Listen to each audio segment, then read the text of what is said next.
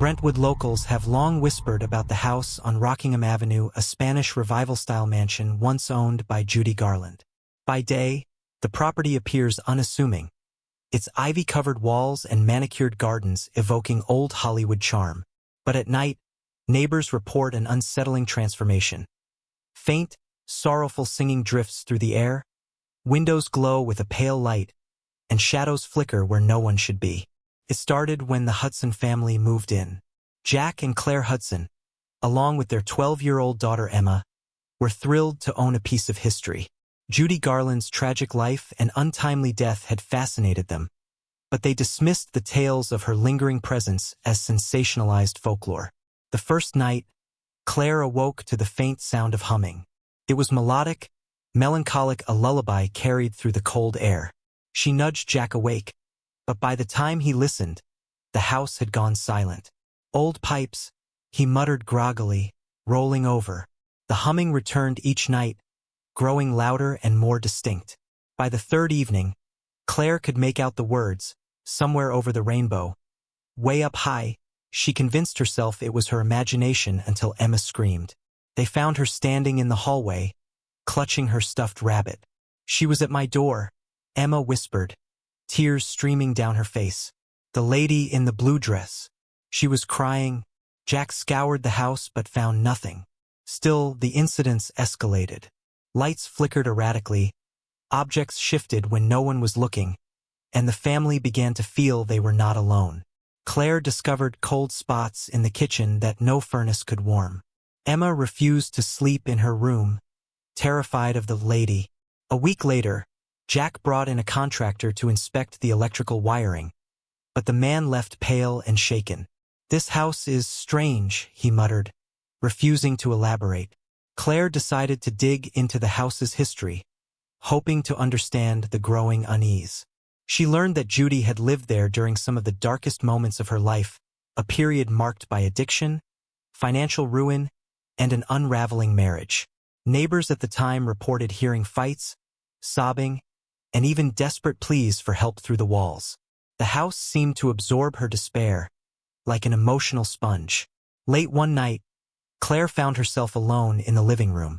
A soft, rhythmic tapping echoed from the piano Judy had once played.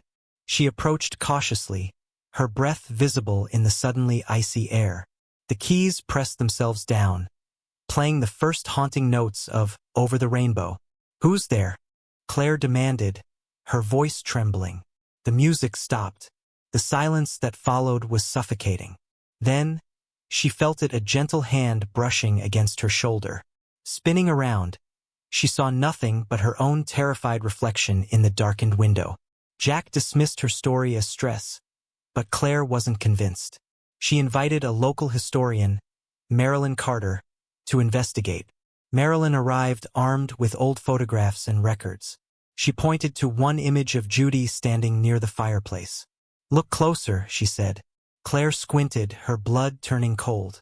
In the background of the photo, barely visible, was the faint outline of a figure, a translucent woman in a blue gown, her face obscured. That night, the family decided to leave the house. As they packed, Emma disappeared. They found her in the attic, sitting cross-legged in front of an old mirror. Her eyes were glassy, her voice monotone. "She says it's her house. She wants us to stay. Forever." The Hudsons fled, leaving most of their belongings behind. The house remains unsold, shrouded in its eerie legend. Locals claim the singing still drifts through the air on quiet nights, a sad echo of Judy Garland's tortured spirit. And if you're brave enough to stand outside the gates after dark, you might catch a glimpse of her in the window, her mournful eyes fixed on a dream she could never quite reach. The Hudsons moved out within 24 hours, refusing to speak publicly about what had happened in the house. But their silence only fueled local curiosity. Rumors swirled, some claimed Emma had been possessed, while others whispered about items left behind that continued to move on their own, as if Judy's spirit wasn't ready to let go. Not long after, a filmmaker named Derek Walters rented the house. Known for his obsession with haunted properties, Derek saw it as a perfect location for his next horror project. He dismissed the Hudson story as overblown hysteria, believing the house's eerie reputation would draw attention to his work. From the moment Derek arrived, his crew noticed strange occurrences. Cameras refused to focus properly, audio equipment picked up faint singing even when the house was silent, and a shadowy figure appeared in footage only to vanish when reviewed. Some crew members quit after just a few days, spooked by the heavy, oppressive atmosphere. Derek, determined to prove himself, decided to stay overnight alone.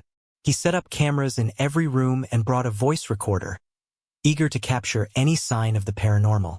For hours, the house was still. Then, just after midnight, the front door slammed shut on its own. The lights flickered erratically, plunging the house into intermittent darkness. Derek grabbed his flashlight, sweeping it across the living room. He froze. There, by the piano, stood a woman in a pale blue gown. Her face was partially obscured by dark curls, but her presence was undeniable. "Judy," he whispered, his voice trembling. The figure turned slowly, her face emerging from the shadows. Her expression wasn't serene or mournful as Derek had expected. It was hollow, her sunken eyes filled with something far darker than sadness. Her lips moved, but the sound that came out was garbled, like a record played backward. Derek stumbled back, tripping over a coffee table. He scrambled for his camera, but when he looked up, she was gone. The room fell silent, save for the soft rustling of unseen feet moving upstairs. Against his better judgment, Derek followed the sound. The creaking of the staircase seemed to grow louder with each step, as though the house itself disapproved of his intrusion. At the top of the stairs, the air turned icy. Derek could see his breath, though it was a warm summer night. The sound led him to Emma's old bedroom. The door, which had been locked since the Hudsons left, now stood slightly ajar. Inside, the room was pristine, untouched except for a single object resting on the bed. It was an old, leather-bound journal. Derek opened it with shaking hands, flipping through pages filled with frantic handwriting. The entries weren't from the Hudsons. They weren't even from Judy.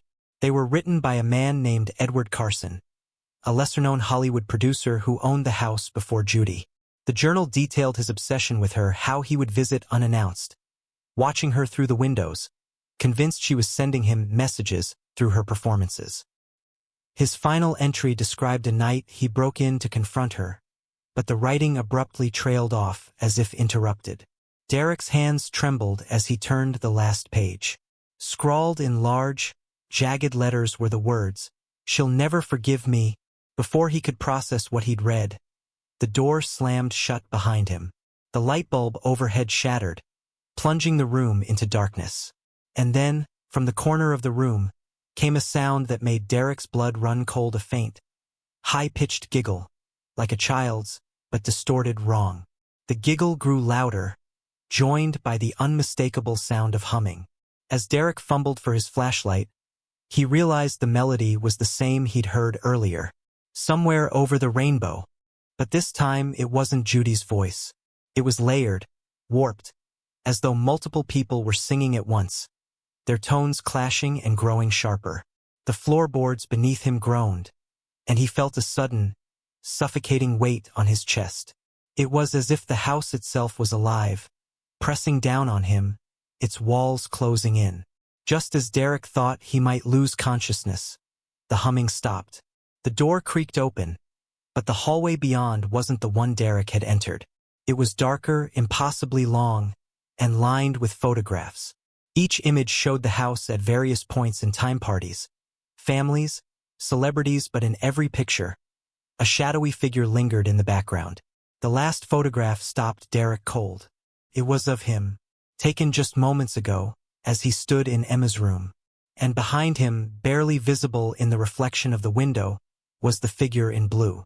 Her hand was on his shoulder. Derek turned, heart pounding, but the room was empty. Or so it seemed. He could feel her there, just out of sight, watching. He ran. Out the door, down the stairs, and into the night. But as he reached the front yard, he heard a faint whisper carried on the wind. "This is my house. You can't leave." Derek's footage was later recovered, but the last 5 minutes were corrupted, replaced with static and faint, unintelligible murmurs. No one has dared to stay in the house since. But the lights still flicker on some nights, and the singing? It never really stops. Don't forget to subscribe and like if you liked this story. Derek fled the house that night, but the haunting didn't stop there. In the weeks that followed, strange things began happening to him. Shadows flitted across his apartment walls. His belongings were moved or disappeared entirely, and the same humming he had heard in the house seemed to follow him, growing louder at night. His dreams became filled with vivid, nightmarish visions of the woman in the blue dress, her hollow eyes burning into his soul. Unable to sleep, Derek pored over the recovered footage from the house, desperate to make sense of what he had experienced. Most of the recordings were useless glitching, filled with static or simply black. But one clip stood out. It was taken in the hallway, the camera facing Emma's old bedroom. At first, the shot seemed normal until a shadow passed in front of the lens, although nothing was there to cast it. Moments later, a faint figure appeared at the edge of the frame, flickering in and out of focus. It was her, the woman in blue. But something was wrong. As Derek played the clip frame by frame, he realized the figure wasn't looking at the camera, it was looking at him. Its head tilted slowly, as if aware he was watching. And then, just before the clip ended, the figure moved closer to the lens. When it came into full view, Derek froze. The woman's face wasn't as he remembered. Her features had shifted, blending into something grotesque, a mixture of Judy's own visage and others. Faces layered atop each other like a patchwork of suffering. The eyes, however, were the same. Dark, empty, and filled with rage. Suddenly, the screen went black, and Derek's apartment lights flickered. A chill ran down his spine as he realized the humming had started again, louder than ever, this time accompanied by faint whispers. They were coming from behind him. Spinning around, Derek saw nothing but his empty living room. The whispers grew louder, more insistent, until he could make out fragments of words. "You brought them here. They'll find you." Terrified, Derek reached out to Marilyn Carter, the historian who had helped the Hudsons. Marilyn was hesitant to meet but finally agreed, suggesting they gather at a public library. When Derek arrived, he found Marilyn sitting at a table with stacks of old property records and newspaper clippings spread out before her. "There's something you need to see," she said, her voice low and cautious. She handed him a photograph of the house taken in the 1940s. At first glance, it looked like any other vintage image, but Derek's eyes were drawn to the upstairs window. A figure stood there, partially obscured by the curtain. "It's not just Judy," Marilyn whispered. "This house, it's older than her, older than Hollywood. People have been disappearing around it for decades." She pointed to an article about a family that had vanished in 1923, leaving behind no trace except for a single broken window. "There's a pattern, Derek. Every owner, every tenant, something happens to them. It's like the house consumes them." Derek's stomach turned as he remembered the journal he'd found. "Edward Carson," he murmured. Marilyn nodded. He wasn't just obsessed with Judy. He was a part of it. And whatever happened to him, whatever he did, it's tied to this house. It's like the walls themselves hold onto the pain, the secrets.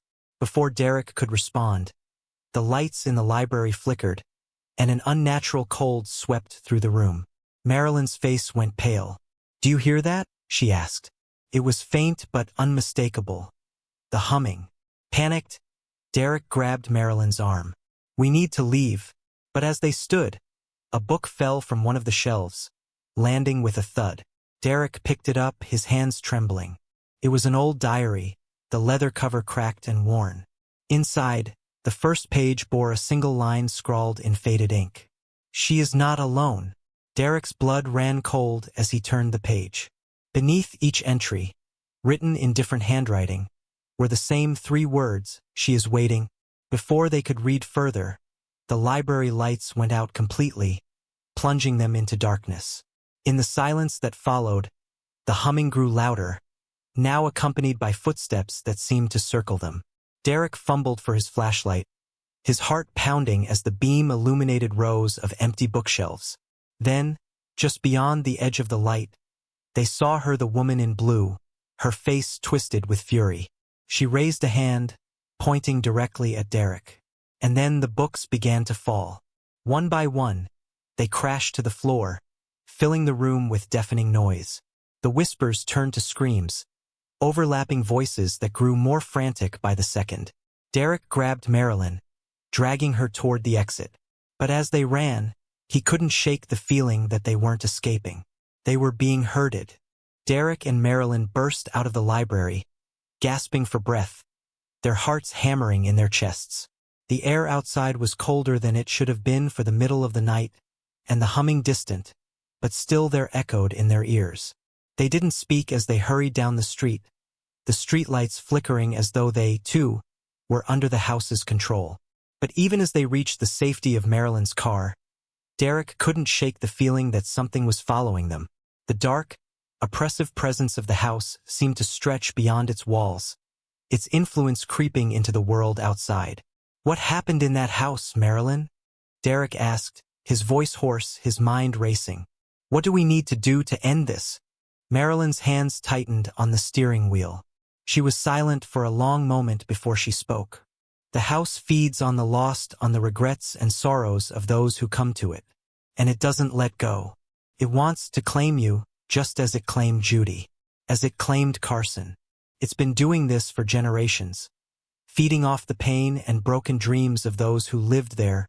But why Judy? Why me?" Derek asked, his voice desperate. Marilyn's face grew pale in the dim light from the dashboard. "Because it wasn't just Judy. It's been everyone. All of them are still there, trapped, unable to move on. They live in the house, in the walls, in the shadows, waiting for the next person to come, waiting for someone to remember them." Suddenly, Derek's phone buzzed. He glanced at the screen and saw a text from an unknown number. "She's waiting for you. Don't forget." The text sent a chill down his spine. Marilyn swerved the car onto a side street.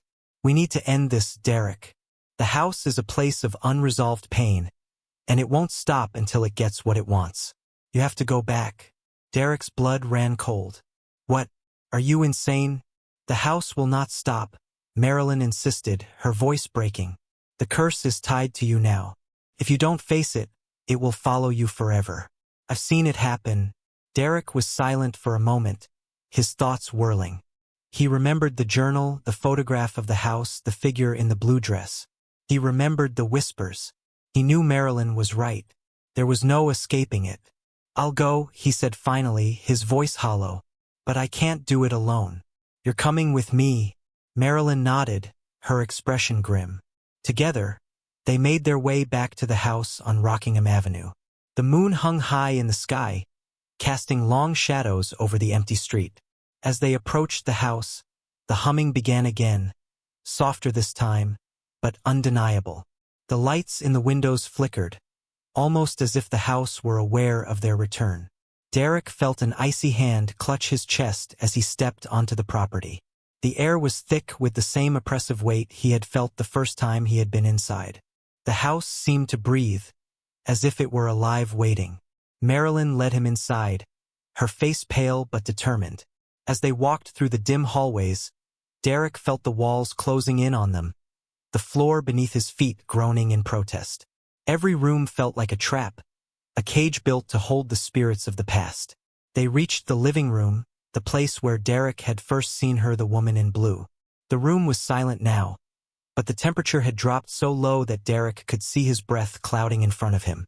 "Judy," Derek whispered, his voice cracking. "I know you're here. You've been here for so long. But you're not alone. You're not forgotten." As if in response, the piano in the corner began to play. The familiar, haunting melody of "Somewhere Over the Rainbow" filled the room, echoing through the house. But it wasn't Judy's voice that sang, it was many voices, layered on top of one another, distorted and broken, singing as one. Derek stepped forward, his hands trembling as he reached for the piano keys. As his fingers brushed them, the music stopped abruptly, replaced by the same high-pitched giggle he had heard before. "Please," Marilyn whispered. "We have to do something. Anything." Derek closed his eyes, gathering all the strength he had left. "I'm sorry," he murmured, knowing that what he was about to do might be the only way to break the cycle. He walked to the center of the room and knelt down, placing the journal on the floor before him. The temperature dropped even further, and he could feel the presence of the spirits pressing in, suffocating him. He opened the journal, reading aloud the words from Edward Carson's final entry. "She is not alone. She has come for all of us." The ground beneath him trembled, and for a brief moment, the walls seemed to shimmer, as though the house itself were trying to reject him. The air was thick with the smell of dust and decay, and then, from the darkness, a figure emerged. It was Judy, but her face was twisted, her once beautiful features contorted in agony. She was no longer the starlet who had captivated Hollywood. She was a ghost, her soul trapped in a place of eternal suffering. And behind her, hundreds of other figures appeared, faint, transparent, their faces filled with pain. The spirits of the house were all there, trapped in the walls, bound to the house by the same curse. Derek stood, his legs shaking. "I'm sorry. I'm here to help you." But the spirits didn't respond. Instead, the woman in blue, Judy, stepped forward, her eyes dark with fury. "You shouldn't have come," she hissed, her voice cold and hollow. "You can't save us. You're just like the others. You will stay here with us." Derek backed away slowly, but it was too late. The shadows closed in, and the air became so thick he could hardly breathe.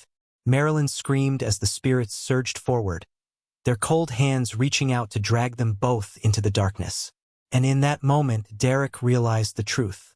The house wasn't just a place of death, it was a prison. A prison that would never let go. It was too late for him. Too late for anyone. The last thing he heard before the world went black was Judy's voice, whispering in his ear, "You will never leave. You will never forget." And then, there was nothing. Don't forget to subscribe and like if you liked this story. Any coincidences with real events or characters are accidental.